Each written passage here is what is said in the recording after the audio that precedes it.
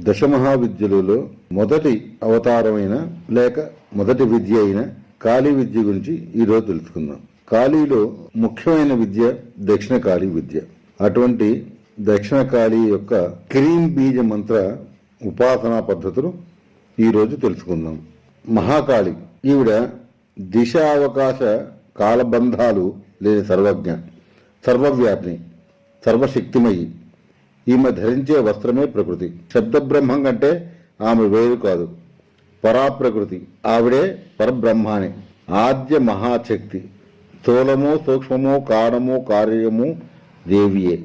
ఈ అంశాలు క్రియలు అపరూపమైన విధంగా వ్యక్తమైన జగజ్జననియే కాళీమాత. ఆ దేవియే జగద్దేహంలోని కుండలిని శక్తిగా వర్తిస్తుంది. అనగా మానవ శరీరంలో ఉన్న కుండలిని శక్తి కాళికాదేవి.